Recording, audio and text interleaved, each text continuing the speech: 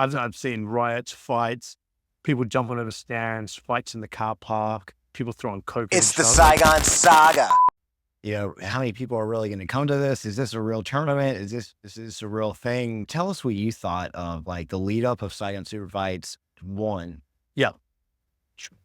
So good for you. So I'd met you guys. I met you and Adam. You guys seem really enthusiastic and positive, and you're doing it for the right reasons, which is cool. And well, my own personal subjectivity is, I just kind of left Australia recently. I've been in the industry for about 26 years, and I've been around, seen a lot of stuff, and just getting to the stage where you can't really tell one event from another after a while, right? So I thought I'll show up. I wanted to see what the scene's like, and I was really pleasantly surprised for 3 reasons. One, skill level was good. Very, very, I wouldn't say I was very surprised, but the blue belt level of skill was quite high, on par with the rest of the world, for example. Yeah. Secondly, the show was run really well. It was run like a fight show. It started on time, it finished on time. It was great. You guys had Robert Deagle refereeing. Yeah. He's an official Abu Dhabi referee, so that was nice to, have it officiated properly. And the most important thing was I remembered why I love being at events, because the vibe was awesome. I remember going to an MMA event recently too, and just breathing and feeling that. I had my kid with me, and it was a great feeling to be there in the audience. And so I just remember walking away going, man, I forgot how fun it is to just be at an event. Say hi to people, talking, watching matches, looking at, like Q's sponsor, Q's brand about a water bottle. It was just fun to be there, Made me feel like it made me feel like I'm still doing something different to my buddies who are in IT, and just, getting up, go for a jog, watch TV, and go to sleep. Yeah. It was special. It was a little bit special. Yeah, it was good. And we had a really good turnout in our first event. And a lot of my closest friends came up and said, I came today, but I didn't think anyone else was going to show up. We expected like 10 people to show up. I think it was closer to 100. Yeah, I was going to ask. So it was 100? I think it was like 100 people who showed up to the first event. And so the second one looked like it at least doubled. Yeah, it was. Yeah. So the first event, we gave away 1 registration, ADCC Malaysia. And that was the V. V1. And we had a tournament of 1 tournament, 66 kg of 4 people, and V1. And he went to Malaysia. Then we ended up raising money. He went to Malaysia and won a silver and a gold in 2 tournaments. That's right. Because the same women run ADCC Malaysia and ASJJF Malaysia. Right. So they have the ASJJF on Saturday and ADCC on Sunday. So you can go to 2 tournaments in the same weekend. And the way that they run the tournaments is incredible. Like they have everyone, any changes you need, they're more than happy to do it. Even if it's the day before, they're more than happy to it's not all tournaments like that. They make sure to give, a medal ceremony for every single weight class, and they really make you feel valued. And that's what's special about these tournaments down in ADCC Malaysia. But anyway, they were kind of to give us 1 slot. Saigon Superfights 2, we gave away 9 registrations. 9 slots, wow. 9 registrations. 6 came from Malaysia, 3 came from Thailand, ADCC Thailand. So what we were able to do was, okay, now we've got 3 brackets, 66, 77, 88. Yeah. And you get 2 Malaysia registrations, so you can get on there and do the same weekend. What's the ballpark in USD for the person there? For the registrations, it's probably a value of $150 to $200. Oh wow, that's a lot for those 2. Just for those 2 tournament registrations for a young kid, plus $10 million, which is another $400. Right. So now you got $500, and plus, not to mention all of the other goodies you get from. They got 1 free month at Recovery Taladino. Yeah, I saw, and that place is wild. That's probably cool. What, $5 million? Actually, I said that to you guys. I'm like, hey, I'm not competing. We can, that's a real prize. I really want you to meet these guys. Oh, the recovery guys. I went to visit. It's a really great facility, man. And that's what makes Vietnam so special is you can do something like that here. You did that in Australia. Man, you really have to work hard to make sure you don't go bankrupt within about 2 weeks. These guys are good. These guys are smart. And they were so they were so willing to give to, I think they gave us in value of vouchers, they gave us like $17 million worth of Wow, vouchers. which is just the USD for people. That's probably about $750. Yeah, it's a lot. So it's like 1,000 Aussie So dollars. they gave each winner got 1 month free, Yeah. unlimited use, and then like all the competitors got 1 week, and then everyone who showed up to the event got 1 free session. Wow. I mean, dude, are you kidding me?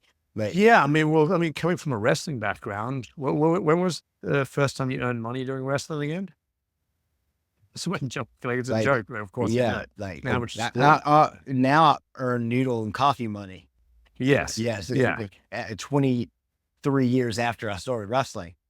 Well, I mean, like, your average competitor, myself, for example, I mean, we were spending $60 to $100 on a competition twice a month for 10 years. You yeah. can do the math on that. We're spending that, and there's no prize Spend money. how much? We're $60 to $100. Nowadays, even some of the kids divisions are, over $100. It's insanity. Yeah. I mean, imagine being a young Vietnamese grappler here, and if you want to compete internationally, it's going to cost you $1,000. Close to At least cost you $500. Yeah, Right. of course, food, hotels. But when I was 14, 15 years old, we would go to these pickup tournaments, like in a school gymnasium, $5. Yes. And you just ride with your friend's dad, on a Saturday in March. And it's like, and man, now it's for me to compete. You can be $500, $500 to $1,000 after you hang out in Kuala Lumpur and have a nice weekend, have some nice dinners and stuff. It's going to cost you $1,000. But I mean, here's the question a lot of people have is, should amateurs be earning money in an amateur sport? And it hasn't tipped the scale. So one of my guys back in Sydney, he's just opened his own gym now. And he had a girl who competed blue belt, beat some purple belts, won $500, which is about $300 US. Okay. And that's she's a blue belt. She's making that sort of money. It's not that that's necessarily bad, but what is that going to do to the future of the industry? On the positive side, it's going to encourage more youth to compete because that sort of money means a lot. Yeah. And that's going to push the sport forward, having more youth involved. But I mean, should an amateur be expecting to be paid for a tournament? I mean, I don't think that amateurs should always be expected to pay, but I do think that. Are you tipping it so that they will be expected to pay? Because you're kind of setting a high bar. Yeah, that's true. I guess the intention that we have, and remember, like I've only been doing this like for 4 years, jiu-jitsu. Sure. So I don't have the knowledge and the experience, and you've been around the world and you've seen communities grow and things like that. So because wrestling would have been fully established once you got involved in it, pretty much. Yeah, I mean, yeah, for sure. It's been around for. I mean, like you don't wrestle for money, and that's one of the things I love. That's one of the things I love about wrestling is that, like people don't do it for money. People don't do it for belts. People don't do it for stripes. No one cares. No one cares how long you've been wrestling. Just get on the mat. Oh, it's your first day. Oh, you want to wrestle tournament? Okay, this is your weight class. You might have someone who's been wrestling for 10, 15 years. Okay, welcome to wrestling. Sure. And that's what I love about wrestling. And sometimes I have to, certain things frustrate me with jiu-jitsu, right? And it's like, and the things that frustrate me with jiu-jitsu are things that don't have anything to do with jiu-jitsu. Like, I didn't get my third strike. Mm-hmm. And to me, that doesn't matter. But it does matter for the growth of the sport. Well, I was going to say, so that's one of the things that when you're discussing this is hard to distinguish. Like wrestling is a program and a sport that's set up to eliminate the weak and breed the strong, right? Like all sports, right? At the end of the day. It's true. It's a commercial sport, right? So, and don't get me wrong, there are wrestling coaches out there that spot strength inside a weakness and bring it out. Yeah. But just as a general philosophy, it's like, all right, let's test you out. Toughest survive. Now we have Olympian, or D1 wrestlers or whatever. Jiu-jitsu has not divided the sport and the art up yet. That clearly. And, for the art, for the development of the art, for the spreading of the art, the stripes are very important, right? Yeah, for a competitive athlete, holding someone back and not giving them a belt is actually very important for their development, Yeah. which is called sandbagging at the end of the day, right? Yeah. But it's Yeah. tricky because if you come at it from a rugby or a wrestling mentality, you're looking at something that's both a sport and an art, Yep. which is not so clearly defined in wrestling and rugby or other sport. There is enjoyment, but there's a very clear definition of I am an athlete, I am a civilian. Yeah. But Yeah. jiu-jitsu doesn't Exactly. divide that up so well. That's a good point. And we have all these subcultures in jiu-jitsu, which is a beautiful thing to have. People go to jiu-jitsu for different reasons. As you've mentioned, it's not necessarily get better at jiu-jitsu. Yeah. It's the community, and that's really what I love. What I love about jiu-jitsu the most is community. 100%. And I've met some amazing people through jiu-jitsu and Dolphy. And Dolphin. I'm actually Dolphy. I mean, Phil killed himself, but you're right. Phil's on the treadmill right now, but it was nice to meet. Yeah. But it's like, But 100%. Jiu-jitsu is community. but we all have flaws in our thinking, and and like I'm a D1 wrestler, and I'll take the flaws that wrestling gave me. But what are we trying to do for jiu-jitsu, and what are we really trying to do? We're really just trying to create opportunities, and we're putting. And why do we have these big prizes?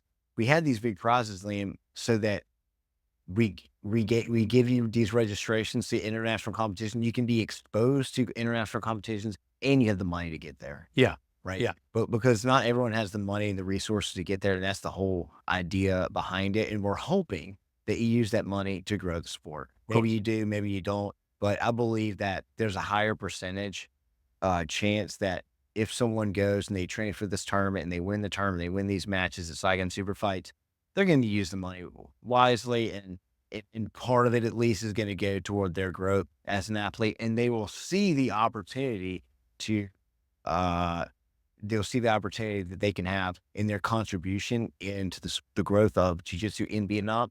Yeah. And that pursuit might be a gym, might make some money along the way, which is important. No, I agree 100%. Look, I mean, what attracted me initially to what you guys are doing is the intention and the energy, the community focus. What I saw in the jiu-jitsu community happen over time was, particularly when jiu-jitsu stopped fighting other arts, when we were like, we got to beat wrestlers, we got to beat the kickboxers up, we got to beat the Japanese submission wrestlers. When that happened, the team jiu-jitsu was unified, and as soon as that stopped happening, it started splitting and cannibalizing, right? So Gracie Baja, for example, which I think does some good things, came along, and they generally had their own community, but weren't part of the wider community. And I think there were other teams split off, and they start forming their own sub-communities, but people kind of forgot about jiu-jitsu as a community, as a whole. And I think that one of the problems and one of the distastes you start getting is, these people aren't in community. They just want more students. They want medals. One thing wrestlers bring usually is, innately, is probably because there's no money involved, is community. It's always community. And wrestlers, I notice, often see competition as a way of making themselves and their competitive other schools better, so we can make each other better and rise together. Sometimes people lose track of that. So when I saw your guys' competition and that you're not making from it, you have another job, which puts you in a really good situation where you can actually come at it with, pure intent. All I saw was community. And I think a lot of that's been lost in jiu-jitsu with, all the different teams and kind of clinging onto their corners of the thing. So what I think what you guys are doing here is fantastic. It really is. And it reminds me of what it was like in the early days of jiu-jitsu. So keep doing it, please. But can I add a but there? Yes, sir. And it's something I said to you earlier, and it's a concern that CJI brings, right? Okay. It's very nice to give all of the money to the athletes, right? But in order to attract talent to run good shows, in order to attract talent to have good coaches running good schools, there has to be a financial part of it that makes worth their time to commit, right? So my warning, and maybe this is a private or not private convex, is always take care of your situation so that you can focus on what's good and pure, right? And if you don't, you won't be able to run Saigon Saga 6, 7, 8, 9, 10, Yeah. which leaves all of us in a situation Yeah. where we have no Saigon Saga 6, 7, 8, 9, 10. So Yeah. it's really hard when you come to something with a pure intent, right? Yeah. Running a school, running a show, coaching athletes as a professional coach, basketball, UFC, whatever. Yeah.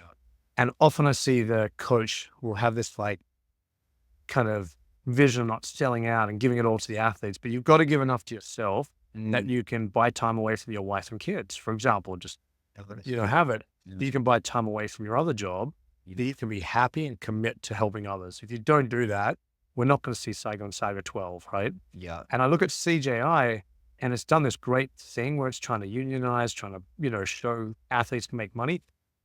But what's next? Is there CJI 2? Are they going to have another $1 million? So all the athletes that went over to CJI, for example, they may be banned from the next Abu Dhabi. Who knows? I'm not invited. If Craig doesn't do a CJI 2, 3, and 4, where do these guys go? So, I mean, from what I know, this is thoughts, by the way. Yeah. This isn't fact. I think there are. I think there is. I think it's going to be an annual thing. And I hope so. I thought I I hope said so. something. I thought even before CGI 1, CJI. They know what you're talking about. And I think even Craig says CGI sometimes. But like I saw a thing that says funding secured for 2025. Beautiful. So that, Beautiful. it's Craig. So it was he joking or not? I don't know. But I think that. It is But I mean, I think He is I lucky. think that CJI was more successful than what most people thought it was going to be, because I thought it was incredibly successful. And think about what are Craig's complaints of ADCC? Athletes aren't paid, and ADCC puts all the money into production. Yeah. Right. He was able to produce even better production, I would argue. Yeah. Put on an even better show, because what you watch. I just remember ADCC 2022. All of us were in Nauru watching Flow Grappling, 4 screens at a time. Sometimes they're not even working. Yeah. Pay $150 just to watch this, and it's The CJI was fantastic. Abu Dhabi is impossible to watch. It was just one match at a time. It was just insanity, man. And it was just like, and it's on YouTube. It's like on YouTube and Twitter. Look, I can take CJI and sit my buddies down who don't know anything about grappling, and they'll go like, holy shit, that was fun. I can't do that for Abu Dhabi. However, is CJI the reflection we want, although a realistic reflection? I liked it. I think it's fantastic, but CJI isn't the world champion. Actually, Abu Dhabi is not the world championship. Neither is IBJ. Well, look, we're in a very strange sport that is completely privatized. We've got Abu Dhabi, we've got CJI, we've got IBJJF. These are not government entities. These are private entities. We have no world championships that is recognized, right?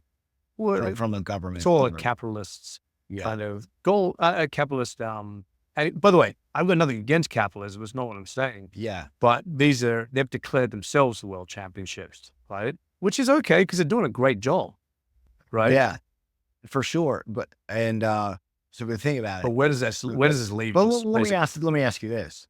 So, like ADCC 2022, like, oh my God, you won ADCC 2022. You were an absolute god in grappling. Sure, you're an absolute god. Like that is we declared that is the tournament to win. Who cares about your IBJJF World Championship? Why? There's 3,000 other people who. Unless you're from Europe and you're okay.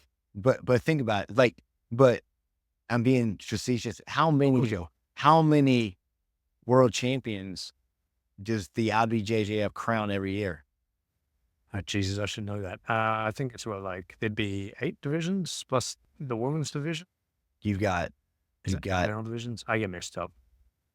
Dude, it's like I tune into the highlights. You have every belt. Yeah. Times every weight class. Sorry, I'm only talking about times every age.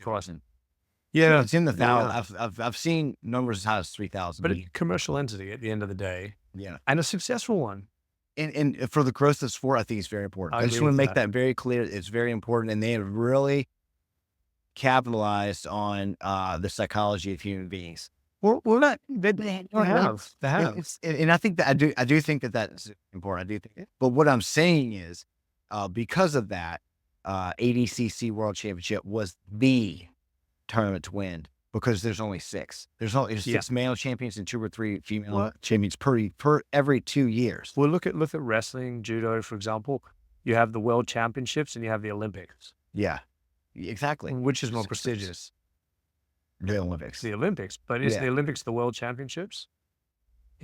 Well, I mean, okay. Well, let's talk about that. Let's talk about subjectively declared. Well, let me throw some numbers at you.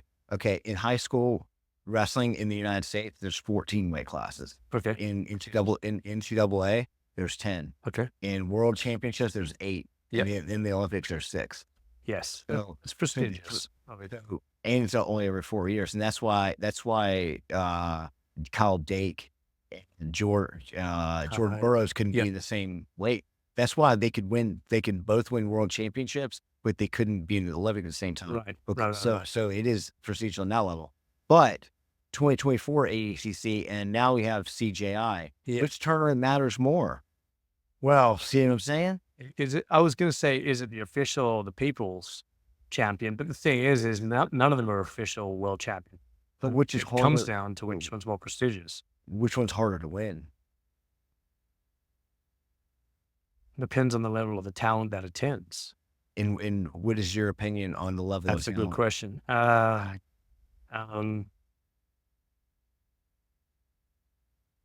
a really tough question. I can't answer that because I know emotionally there's one answer, and objectively there may be another answer, but I can't distinguish the two. And the thing is, the only guy who can beat Gordon right now is Nicky. Yeah. So it's, I mean. Well, let's take a look at the under 80. Yeah. I mean, I'm going to let you answer that because this answer lasts forever and I can't give a good enough answer. I think when has there been a more competitive bracket than the under 80 CGI? Sure. It's incredible. It's incredible. Well, I want to also add something I said earlier, which I would be a hypocrite if I didn't make this point, was they are all privatized organizations. However, if you actually, what I said to you earlier is you have to have some capitalist approach to it, or you won't attract the talent to give people what they deserve. And IBJJF, for all the complaints about it, gives a great service. CJI has given a great service. Abu Dhabi at some stage did give a great service. You can't pay talent to run shows. At the end of the day, I mean, look, I got involved in wrestling in Australia for a while because my coach was launching folk style wrestling. Yeah. We went to the government body that was running wrestling. It was comical. It was horrible. They did nothing. Yeah. They have a bank account with a ton of money in it. They don't do anything with. But the privatized wrestling organizations were moving much faster. So there may actually be a point there that there's an advantage to be a privatized organization within a sport, right? Wrestling may be the exception, but in America, obviously. But you are a privatized organization, a private organization, and you're providing a service. But the warning is, being too altruistic can end up having results that everybody suffers. That's a really good point. And before there's a couple questions out. Anything, we have no real direction. We'll go wherever you want. Just like the Saigon Saga, we have no real direction. Well, oh no, man, you've got a plan, man. I think we do have too many options. That's different. We do have a lot of options, and I think you got a vision. But I do want to talk about a few things before we end. Yeah, I don't even know how we got to where we are. No, it's okay. Have we started? Yeah, I actually haven't hit record. We haven't started. Have we started? No, we really haven't started. The warm up. No, it's okay. But conversation is always good with you. But and definitely as we go on, as you know, we see you as like an advisor, and we take guidance from you because you have a significant amount of knowledge and experience, and we see that you genuinely want this community to grow. I do. In Vietnam, and we see that, and we're thankful for any guidance that you provide us, and we're just thankful that to have you in our events in any capacity, Just not as a referee, is an honor for us, and we're gonna simplify that. No, that was a joke on myself. No, we couldn't have done a better But job. you guys are still building and learning, and you guys are open to feedback, which is great. My usefulness, I think, for the community here is that I don't have skin in the game, other than I just like jiu-jitsu. I don't have a business. You don't have an agenda. I'm not attached to any gym. I love all the gyms here. Everyone's really Yeah. nice to me, which is very refreshing because the last 20-something years I was attached, and it's hard to be objective. So Yeah. I hope I can give some objective Yes. opinions. Yes. That's all. That's all I can really offer. Objectively objective. And this is what we need. Your I'm agenda, trying. your agenda is purely growing the community. I'm a little bored, if I'm honest, as well. Yeah. After 20 years running a gym and being involved in the community, it's hard to step out and not be involved. Right? It's been refreshing to come back. I'm just going to make sure that camera's going because we've had difficulties in the past, right? I think it's going to be okay, but No message from my wife. I'm good. and we're good to go. So I was a bit distracting on some of those questions, actually. But Oh no, it's okay. do you want to keep it more? Let's keep it more in Saigon Superfights, like Yeah. local community, because we got. I directed it a little bit off the. No, it's okay. It's hard not to because the things are big, more industry. Well, let's talk about okay. So CJI. Yeah. So what making grappling a spectator sport. SSF. Let's talk about specifically making grappling a spectator sport and the elements of CJI and Saigon Superfights. Why does CJI more exciting to watch? Well, the approach is, okay, we're making 3 rounds, 3 periods, right? And it's going to be, who is used to seeing that? All the UFC fans, all of the MMA fans, all wrestling fans. Yeah. Right? It's easier to watch. I Yeah. understand this. And the action doesn't stop. In ADCC, the action stops all the time. Yeah. And what are the rules again? And you can't score until halfway through. And, even at the highest level, the best referees in the world still disagree on calls. Yeah, sure. There's Like, a loophole involved. There's really, No, but it was a real learning experience. Abu Dhabi rules are, and I was lucky to have Rob there to explain, but Abu Dhabi rules are challenging. And they are exactly. They're very subjective. Very, unlike wrestling. Yeah, unlike and wrestling. you explained that to me earlier, yeah. But you're not the first person who's told me, hey Zach, wrestling rules are crazy difficult. They're actually very simple. But and I think it's it's very, very objective, and we'll get into that later. Yeah, I was gonna say spend a whole podcast. So you have 4 points on the ground. Sure. That's it. That's takedown. The rules have changed a little bit since I competed, right? And since I coached people in Abu Dhabi rules.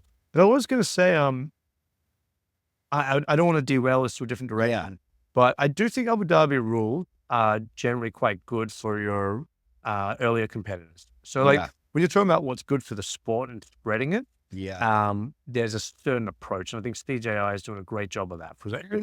Saigon Superfights has taken a similar approach, which is why people had such a good time, right? Yeah. But if you're talking about a broader development of the sport, jiu-jitsu doesn't at the moment, especially here, have a feeder system like an ABC, kind of like in Dutch kickboxing, in wrestling.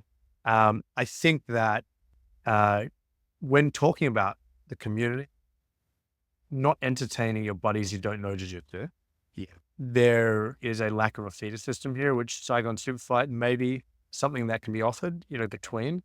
But, for example, round robins are great for people starting out. Yeah. And Grappling Industries in Australia and America does a great job of that, for example, round robins.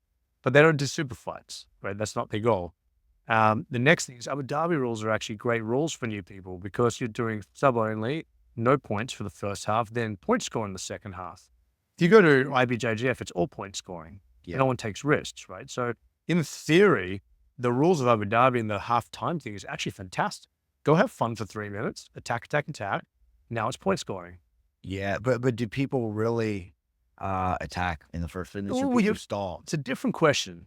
So we're talking about the experience of somebody starting out, right? So I think Abu Dhabi rules are actually great for someone starting out because you can go have fun and then actually get used to the point scoring system, which means when you go compete in different areas, you've actually had sub only and point scoring in one match, right?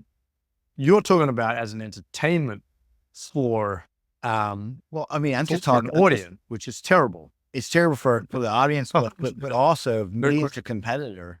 Well, it's made for you. I'm sorry? It's made for you as a wrestler. Kind second of. half. Well, kind of. But like IBJJF rule set is so easy for because all I do is score. My strategy is basically, spoiler alert for all my competitors watching, is score and then submit. Yeah. I'm gonna get the points on you first, and then I'm gonna try to submit you. If I don't submit you, then I'm already, and then don't give up any points. But that's actually harder in ABC. Of course, because I have to wait 3 minutes or 4 minutes in the finals before I can sport. But I just use those 3 or 4 minutes, and I don't care if anyone knows the strategy. I'm just going to wear you out, dude. Of course. And the reason I'm going to do that is because I'm in better shape than you are. Sure. And more experience. Big part of, well, I'm not more experienced. Well, I mean, because I've only been doing, as a grappling. I mean, most of my competitors have been doing jiu-jitsu at least twice as long as But jiu-jitsu guys don't know how to hang off people the way wrestlers do. Like, I never heard that expression until I did wrestling. Hanging off people. What do you mean? Like hanging off people. You just hang on them for like the first quarter and you just until by the last part of the match, no one wants to wrestle anymore because they're dead. What? And just wait till if things, just look for an opportunity. You have 5 minutes to find an opportunity and then strike if you don't get it. One of my old coach's mentors, the late great Robert Fowler. So I don't know if you know him or not, but he was Randy Couture's coach. He would coach guys to give up double underhooks on their entry, right? So they'd be fighting against kickboxers, and these are wrestlers. Okay. And they would punch their way in, go for double underhooks or a double leg, just so the other guy would underhook them, and then they just lie on their arms. And they'd do that for 2 rounds. By the 3rd round, the guy couldn't punch anymore. You know, that's such a wrestler mentality. It's such a brilliant, like, sub game that just people don't think about. So wrestlers are really good at that stuff, hanging off people and the psychological games and shit. But why are we talking about this? We're talking about this because the ability to cheat. So the question is, there's 2 questions, right? One is what's good for the development of the athletes, which is good for the development of sport. Yeah. But what is also good for the growth of the sport in terms of entertainment. And there's no question Abu Dhabi rules are not good for that. Yeah. CJ rules are. But for developing young talent, Abu Dhabi rules are a really great opportunity to do both sub-only and point scoring. IBJJF doesn't give you that. Sub-only doesn't give you that. So I actually think it's a great rule set in a round robin format for white and blue belt starting out. I think it's fantastic. Yeah. You know, so that's my opinion, but you have to separate the goals. And the goal of, you're running an interesting competition. So your goal is to give experience, but it's also to entertain and grow the sport here. Yeah. You're kind of biting a big chunk off. There's a lot of different directions we could go, Liam. 100%. And for that reason, I think we're going to intimidating sometimes. Yeah. So we can have, I think we can have different types of shows. 100%. So I think that one show that Dean from Soy Jiu-Jitsu said the other day, we recorded. And those guys are good, by the way. Those guys are good. Yeah, good. They're really good. And he's like, because he went to Saigon Superfights and he competed. Yeah. And he fought Alex, right? He fought Alex. Great match. What a match, man. Lived up to the hype. Yeah. And that's another thing, Saigon Superfights, we create matches that never would have otherwise happened. These matches would never happen, and almost all the matches are very close. Yeah. Almost all of them. All like 80%. No one got run over. Yeah. 80% of them are good matches. So a mismatch here and there is good for entertainment, just saying. Yeah. Yeah.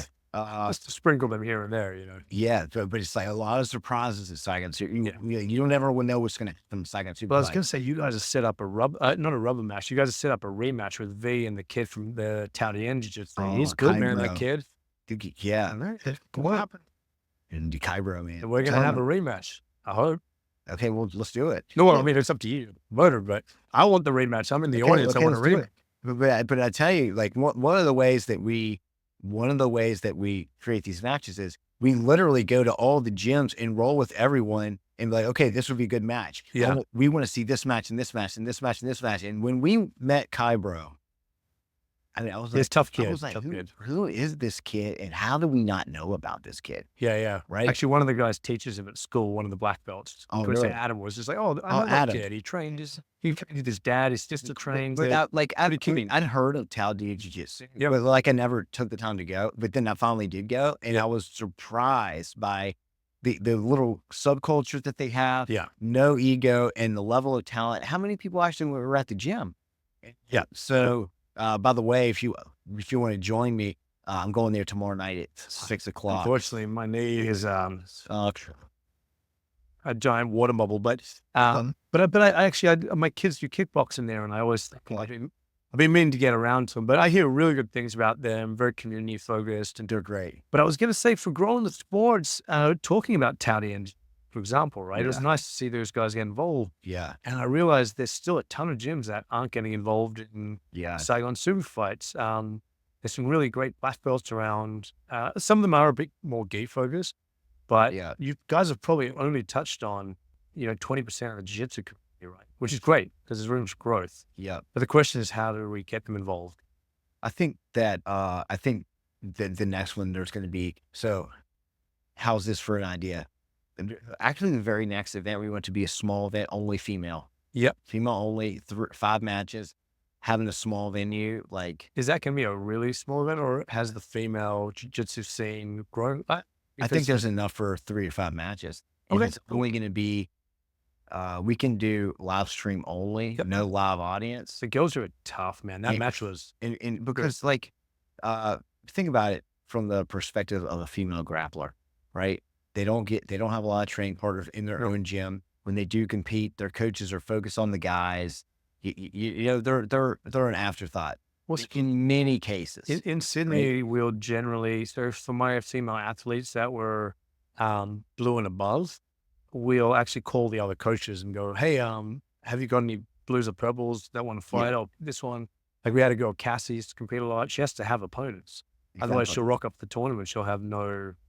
The girls, actually, one thing I really like about it was the girls start to develop this very healthy competitiveness where they call, hey, you want to fight me today? Oh, guys, let's get, we're not going to get better otherwise. Exactly. Which is really healthy. So imagine an all-female Saigon Superfights, and where females from all different gyms come. Yep. And then their coaches come and support them. And then we have enough time, maybe 6 weeks, 4 to 6 weeks, to Promote it? to promote it, to Yeah. promote each grappler, so that now the community is all interested. Now they know, I mean, like, I'm interested in the female fights. Yeah. That I know. Sure. I knew Bak Young, and I knew Jinx. Yeah, you need a paramedic next time. They've like- killed each other.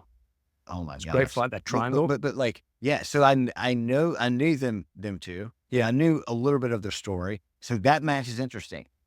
How can we make a female Saigon Superfights, whatever we call it, the thing we should come up with a name, and where everyone knows the stories of each of the female grapplers, and then we're promoting it, and then we have a live stream. And Stories, everything.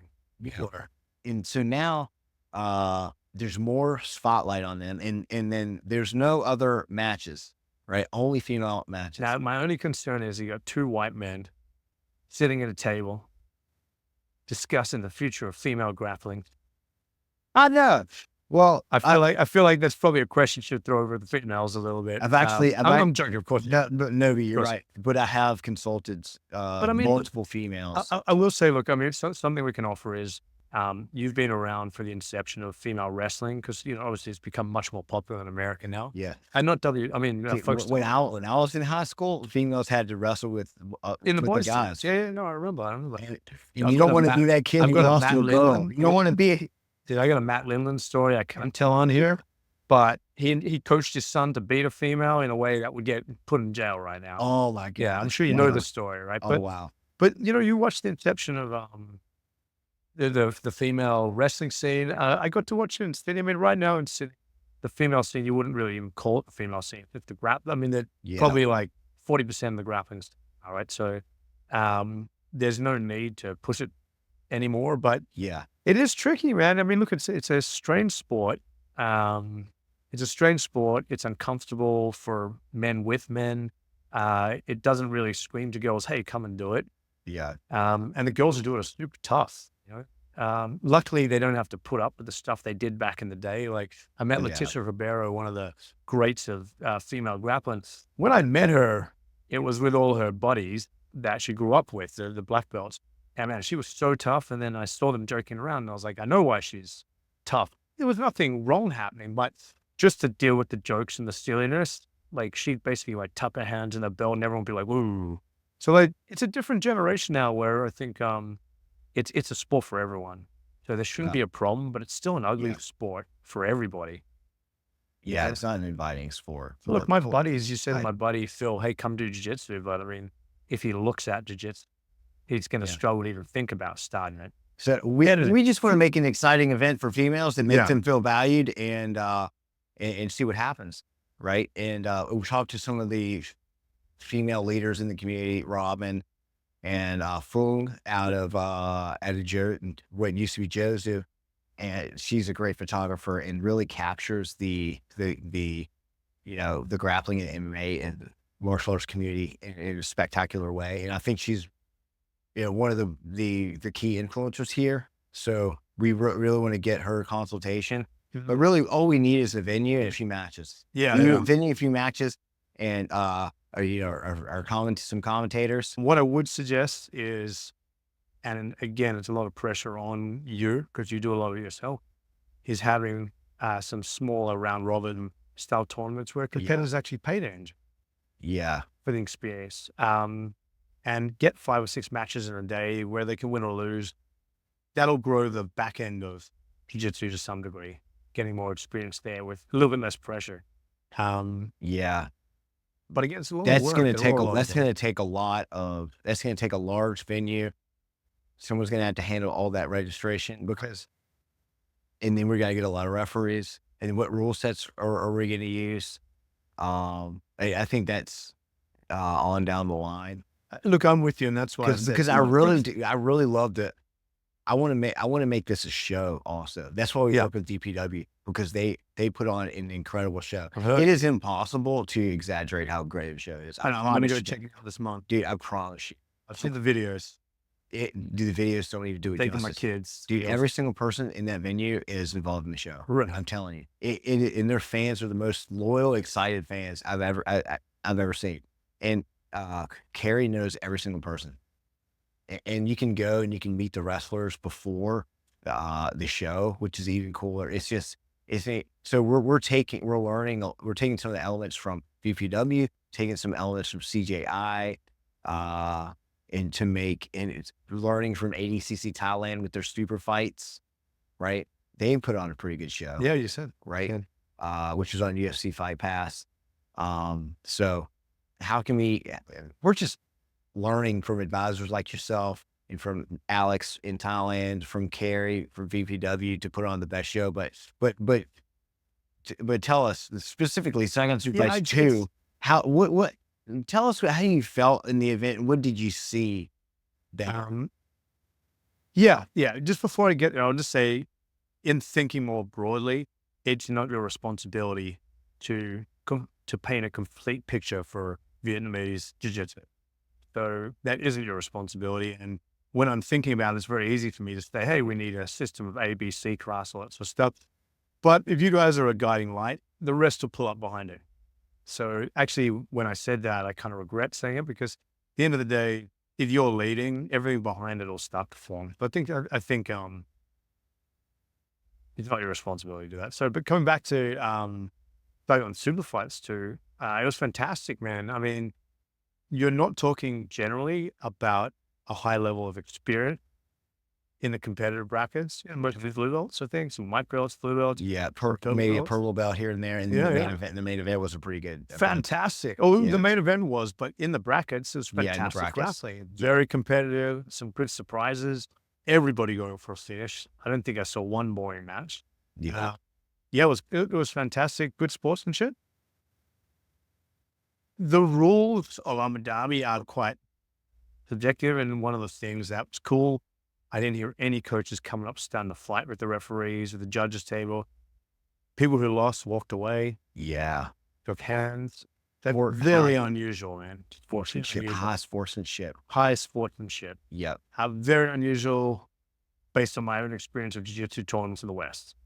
Yeah. I've seen riots, fights, people jumping over stands, fights in the car park, people throwing coke at each other, like tons of fights in Sydney, tons, and in Brazil.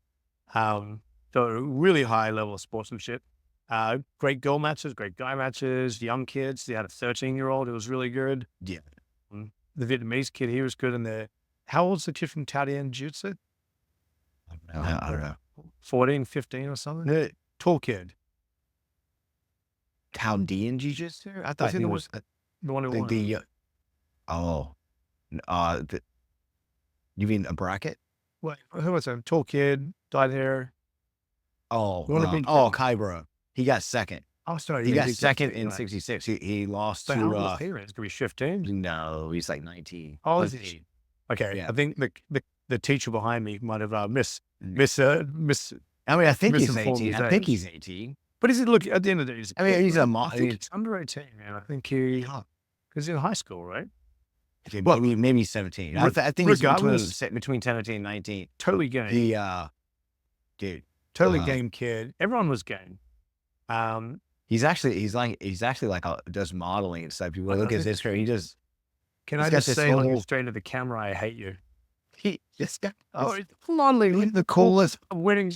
He's the coolest kid in jiu-jitsu. Nah, he was jiu-jitsu. Super cool kid. Everybody's His dad does jiu-jitsu too. I met his dad first. and his sister as well, I think, because the teacher, Adam, knows them and said, "Oh, they're great." Oh, They all yeah. do- yeah. But they had that 12 or 13-year-old kid from Arcane. yes. There was a Tommy Nguyen. yeah, And he took the loss hard, but the one I maybe- DQ'd. maybe it was. There was one I DQ'd for reaping. Now the reaping rule is a funny one, actually.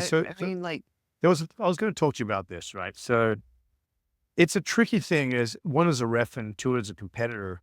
You guys have an intermediate bracket in Abu Dhabi rules. yeah. It's a tricky thing. I like it because heel hooks are definitely dangerous when it comes to injuring your partners. When you do injure someone, you don't want a kid with an ACL or an MCL injury, right? But the tricky thing is that reaping is something that derives from the IBJJF tournament, right? People were like, "Oh, that's dangerous, don't reap." And the reason is because the gi pad, you can hold it and hold the collar on the sleeve and stop someone turning out. Reaping isn't as dangerous in no-gi because of the lack of control, right? So there was a bit of contention about the reaping rule. I personally think reaping in even the intermediate division is not something that should be too concerned about, as long as not a lateral knee bar. That's the most dangerous thing. Okay. Yeah. But, it's tricky. So I think if you're going to have a tournament bracket, I think it should just be normal Abu Dhabi rules instead of intermediate, and then have You mean intermediate pro? rules. Yeah. Okay. Look, you've got toe holds in there, right? Which is a twisting submission, and you don't have heel hooks, for example, which makes sense in the gi, but not in no-gi. So I think if you're going to have division and brackets, just make it pro rules for the brackets, and then you can have super fights that are intermediate or tournaments of people getting more experience. But it is confusing for both the refs, the coaches, and the kids with great intentions. Totally get why you did it. But, as you're competing for money, that's pro. You go pro rule. Okay. I think it's just simpler. It'll educate people better and get them used to the overseas, rule set. And if you're going in a pro tournament, there are risks. It's a pro tournament. Yeah. When you heel someone's leg off for an amateur tournament, and there's no money involved, I mean, it's kind of a dick move, right? So, in my opinion, just as someone who was on the judges' table, I appreciate that. just make it pro. It's easier, and Yeah. But allow the ref to stop something they think's dangerous. Yeah. No tap, we still stop a heel hook, but the younger kids. Yeah. Yeah, I'm with you. Yeah, we need to simplify the rules. We need to simplify the rules for sure. We'll do that. Yeah, I learned a bunch and we're getting about the rules that I have changed recently. So it was educational, but I think the audience needs to be educated. To be honest with you, man, I don't know all the rules. Yeah, I can explain it to you now. I don't know all the rules, and that's why we asked 4 or 3 black belts to be there Sure. judges. For You sure. know what I mean? Like I'm an organizer and I'm a competitor.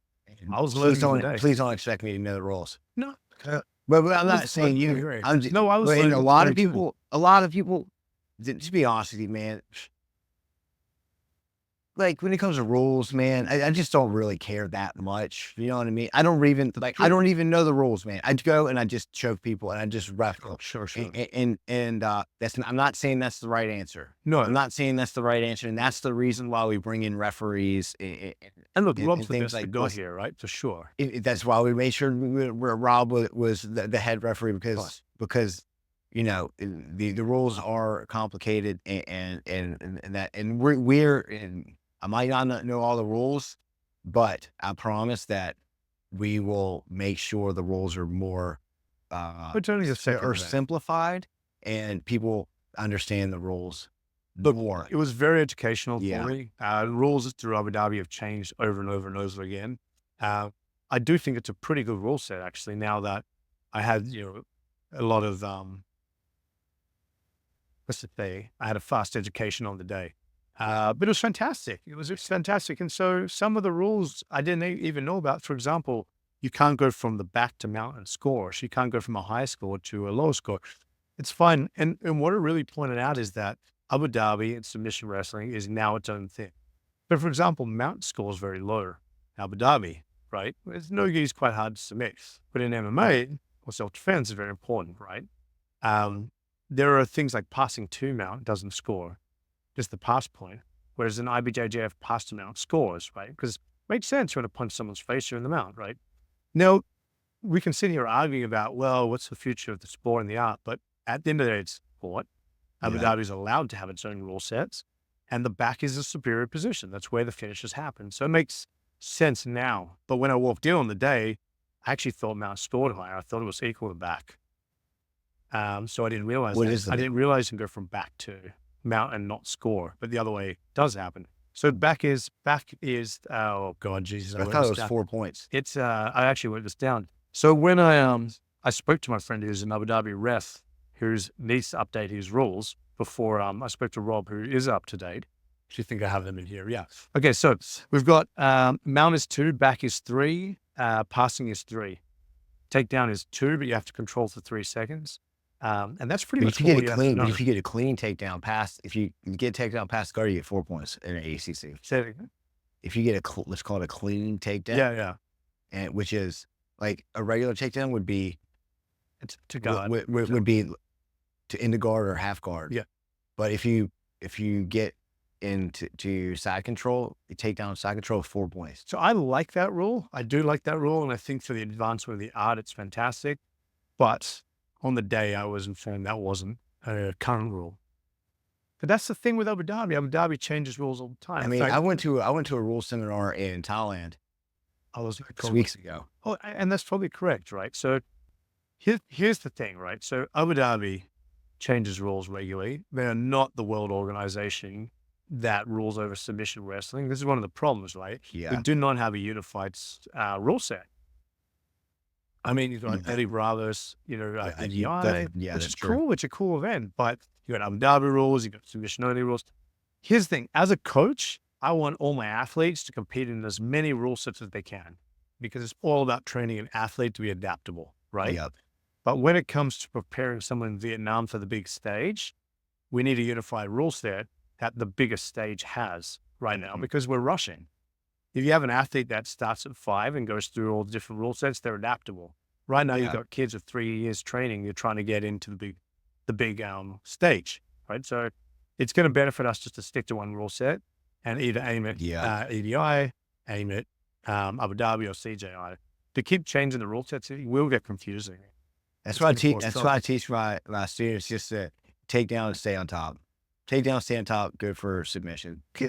I get you, and so to have the mindset of just submit people is great.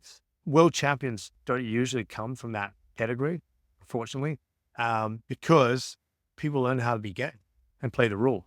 Yeah, I like that personally, because I want to coach people to win fights, MMA and jiu-jitsu. But when you're talking about getting someone on the big stage, they have to be used to the rule set, because otherwise someone who's a little bit more game is just going to eliminate them first round with negatives, playing the edge, all the Yeah. sort of stuff wrestlers do very well and judoka do very well. Yeah. But look, here's the thing about the rule set.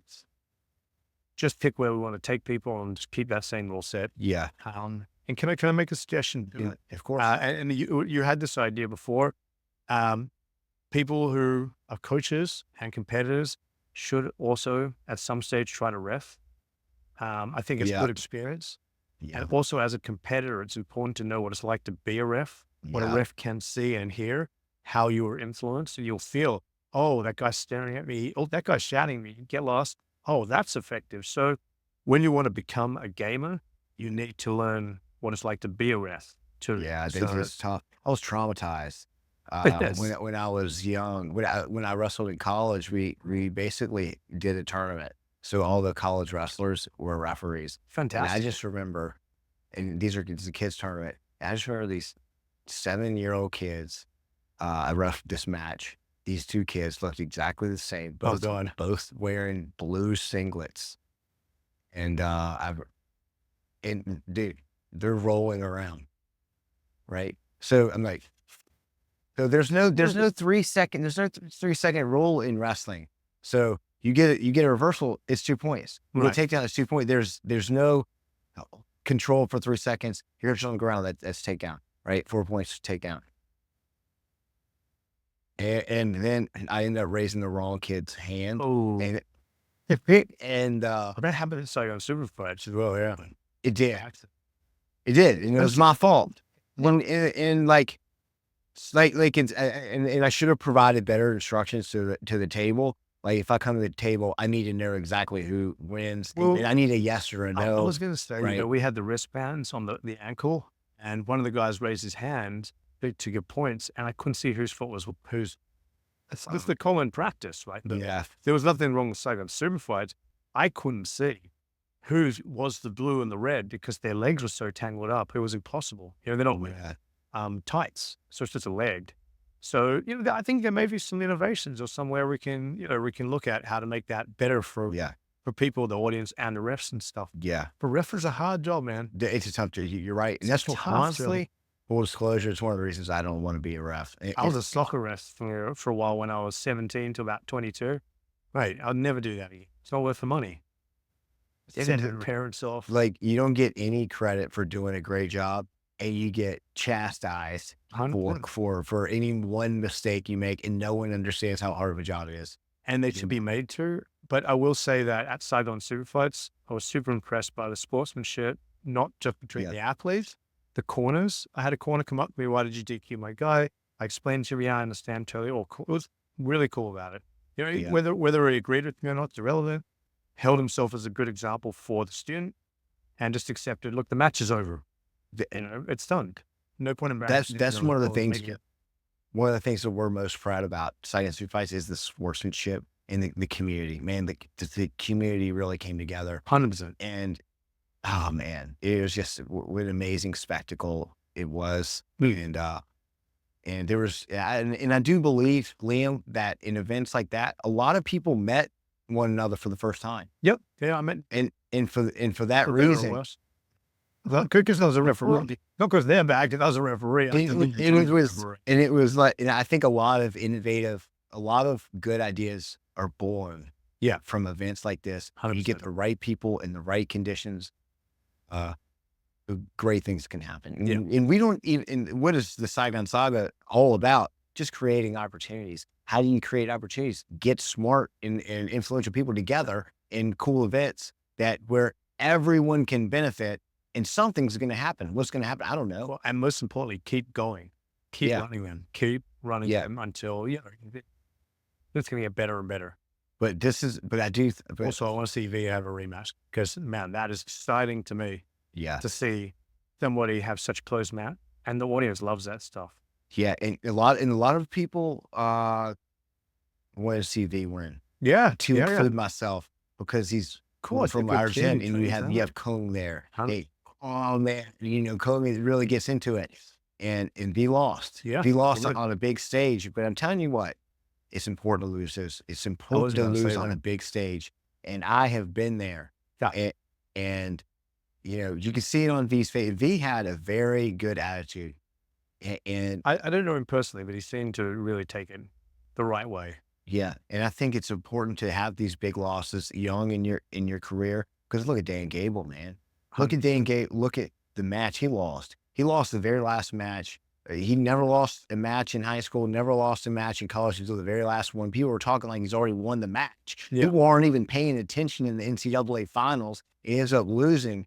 And what did would we have the Dan Gable that we know today if it wasn't for that loss? Well, not the legend of him. And that's the thing I'm looking forward to with V. And my son, I brought my 7-year-old to watch, and he knew V. You know, he had an idea. Oh wow, this kid's going to win the thing. And then he lost, and so I got to give my son a little bit of a lesson, right? Which was, and there's a bit of a harsh reality with this lesson, which is, Yeah. you know, V loses the match, right? Yeah. Now we're going to see what his real potential. Before that, everybody knew this kid's good. He can sub people. He's a tough training partner. He's durable. But can he come back from the loss? Is it going to demotivate him, or is it going to motivate him? Yeah. Is he going to turn it into, you know, fuel? Is it going to turn into a bushfire and burn himself out? So without this loss, we're not going to get to see it. But that's what's exciting for audience members, and it's a teaching opportunity for my son. Actually, just a little segue. I went to a breakdancing battle yesterday with my son the day before. And there's a super talented kid there, super talented, right? And there's a kid there who's not super talented, but he works really, really hard. And the talented kid had just beat the other kid a few months before. And we were pumped because the rematch coming up. These are 9-year-olds, but talented. Wow. And the talented kid lost. He'd been messing around, and my son seeing him messing around in training. He'd show up, he'd joke around, he wouldn't do stuff. The coach is getting a bit annoyed. And he said to me, do you think he's going to win or lose? And let's have a look. And he lost. So now I'm excited to see what happens, because this kid will either drop out now, or he's going to use that for fuel. Yeah. And if he doesn't use it for fuel and he drops out, that was his story. Dan Gable's story was and came back. What's V's story? He came back, and no one even scored on him in the 1972 Olympics. No one even scored on him. The Russians drug tested him 3 or 4 times. The Russians were like, it's not possible that someone's this good at wrestling. It's not possible. And then he took that mindset and then coached Iowa Hawkeyes. Of course. And what a loss it was for Iowa State. He went to Iowa State and was like, do you know the story? Dan Gable was like, hey, can I have a wrestling job? And they're like, no. And then he's like, okay. So we went to Iowa. You're from Virginia. Oh yeah. But yeah. But there's a lot of stories like that of the greats, and again, rejected. And then what happens?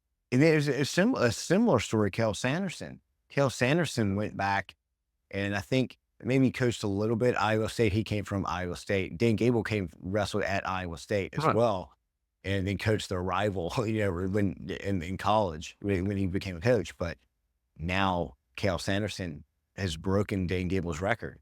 Right. But it's insanity. I mean, they won. Dan. I mean, if you look at like the greatest NCAA basketball teams, the greatest NCAA football teams, you think of Alabama football. You think of Duke basketball. They have. I think Duke basketball has 5 championships. Right. Alabama has 6 championships? Let's exaggerate and say 7 or 8. Iowa under Dan Gable has 15 national championships just under Dan Gable. Yeah. Just under Dan Gable. He coached there for 21 years, and Dan Gable won. They were in the Big Ten. Dan Gable coached Iowa 21 Big Ten championships out of 21 years. Right, I'm just hearing. Insanity. Yeah. I mean, you won 21 Big Tens in a row. In the history of Iowa wrestling has won more NCAA D1 championships than any other sport. Yeah. Yeah.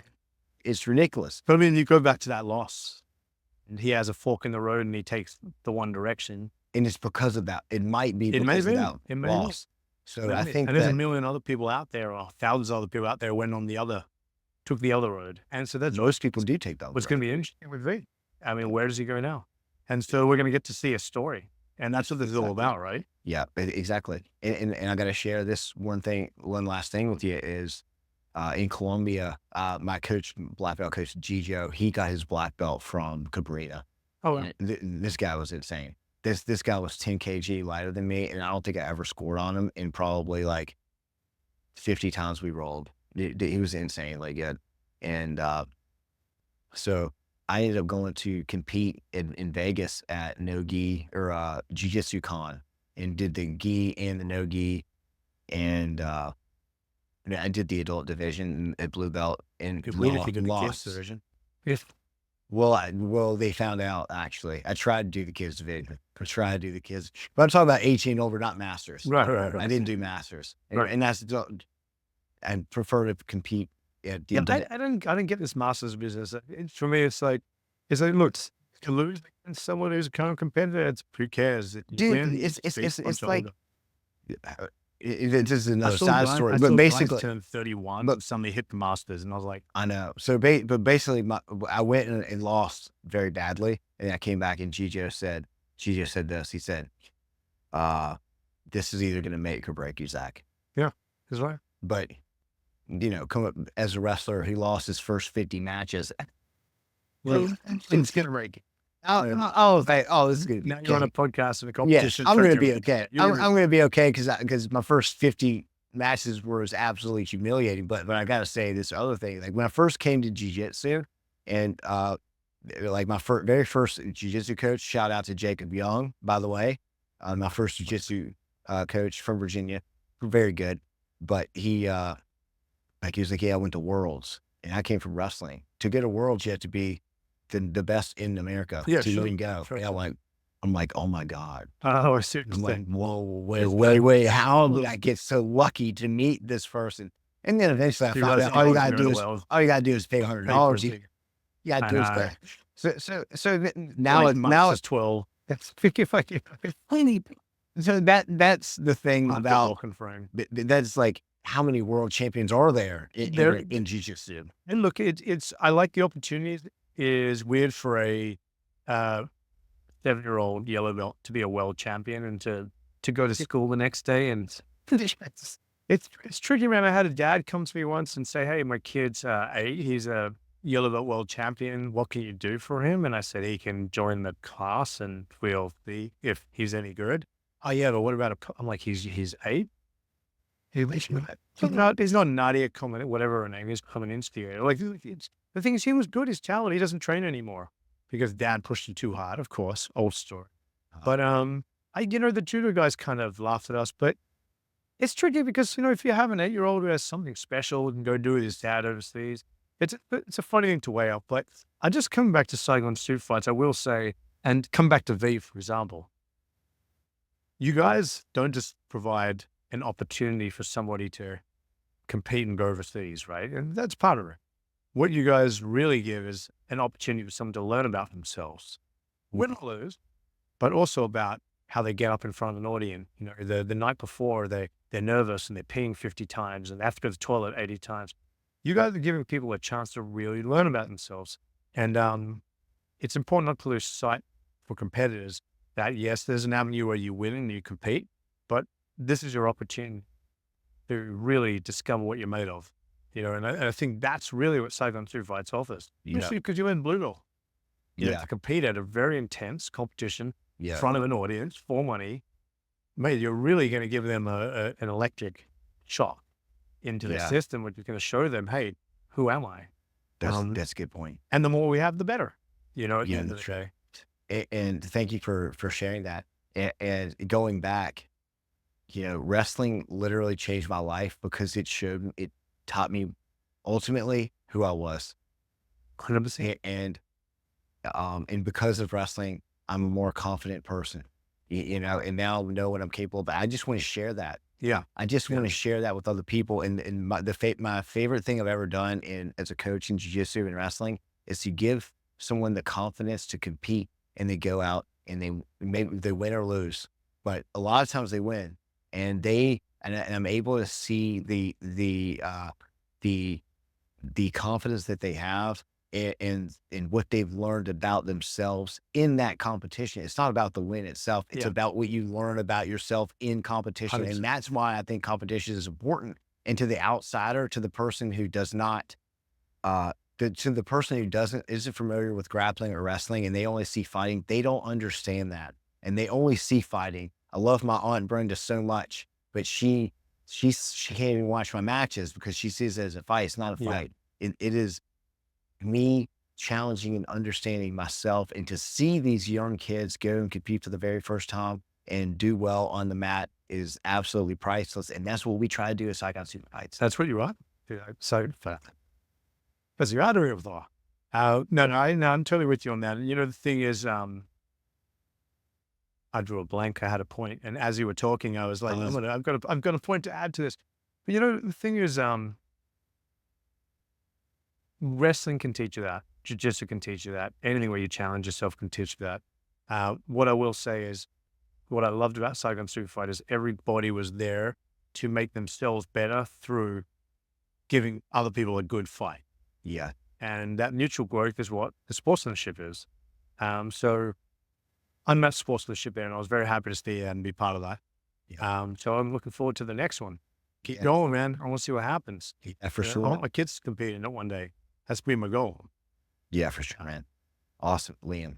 Thank you so much. Thank you. I'm a little bit sidetracked, but I was just fun. No, that's okay, man. And really, again, I just want to say, really appreciate your guidance and your support in all of this, because we certainly do value that, and are honored that you're a part of this. No, I appreciate it. Thanks for letting me be part of it at the beginning. It's an exciting journey to be on. Awesome. Yeah. Awesome. Thank you so much. D1 wrestler handshake. Oh, I'm surviving. All right. That wraps it up. It's the Saigon Saga.